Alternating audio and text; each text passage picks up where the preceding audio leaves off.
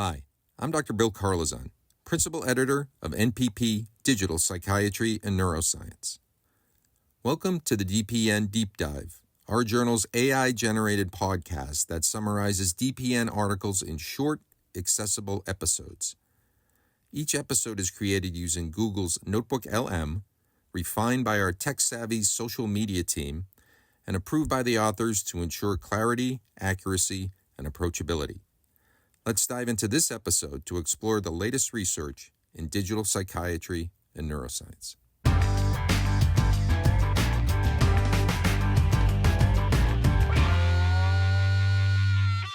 Okay, let's unpack this.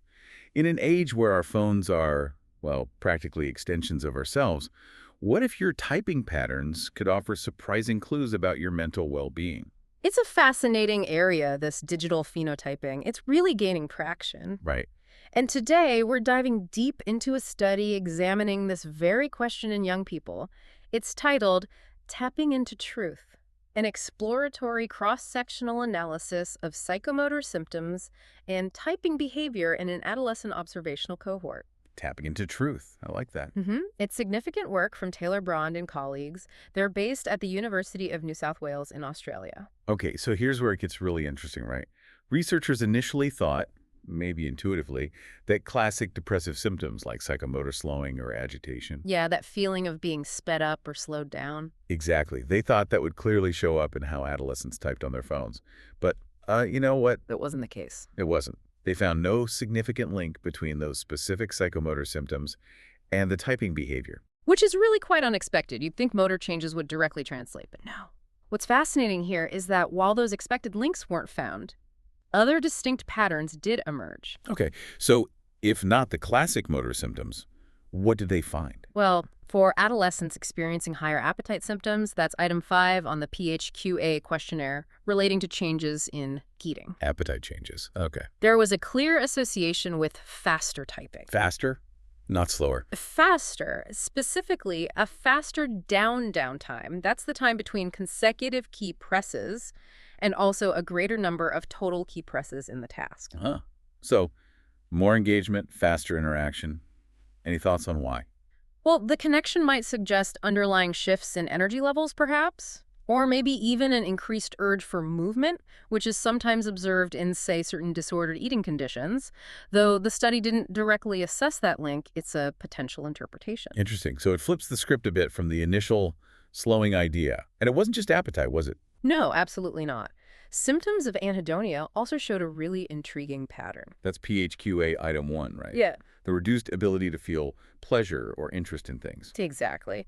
And here, the relationship with typing frequency was complex. It was nonlinear. Nonlinear, how so? As anhedonia became more severe, typing frequency actually declined, but it declined at an accelerating rate. So not just a simple drop-off. It's like the more severe the anhedonia, the faster the digital withdrawal speeds up. Precisely.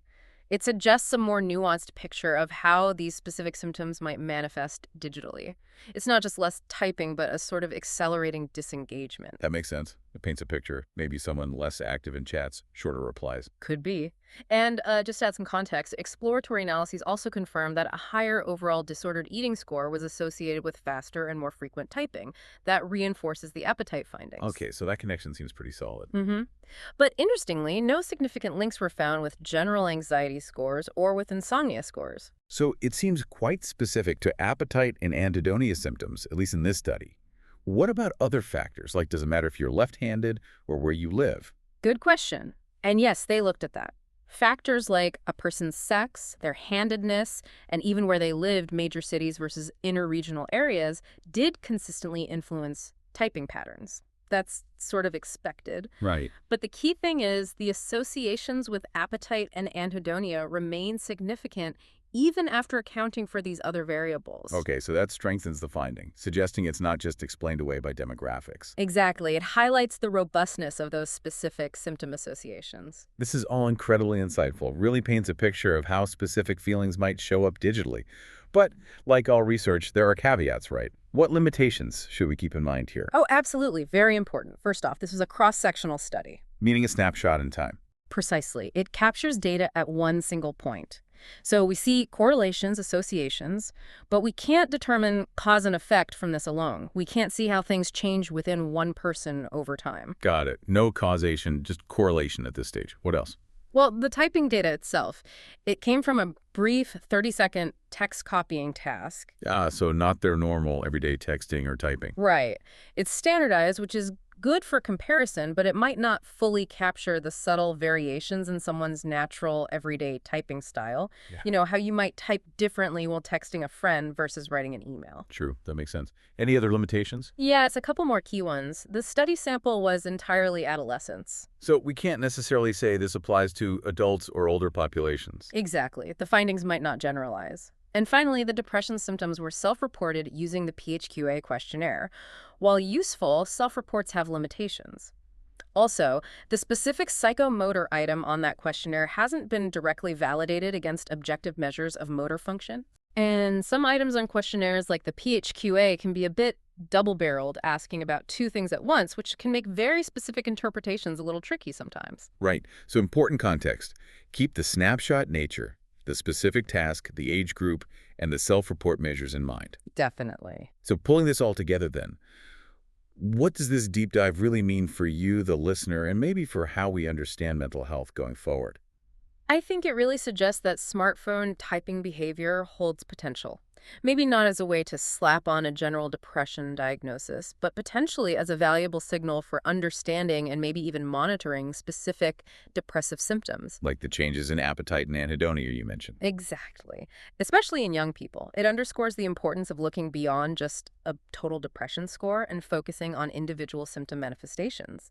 This could lead to more personalized mental health insights and eventually interventions. It really highlights the power of exploring these sort of everyday digital behaviors for mental health, doesn't it?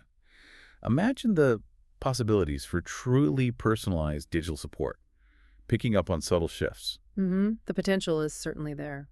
So a final thought for everyone listening. What specific symptoms do you think technology could help us understand next? And how might tracking those subtle digital signals really change the way we approach mental well-being in the future? Thanks for listening to the DPN Deep Dive. Until next time.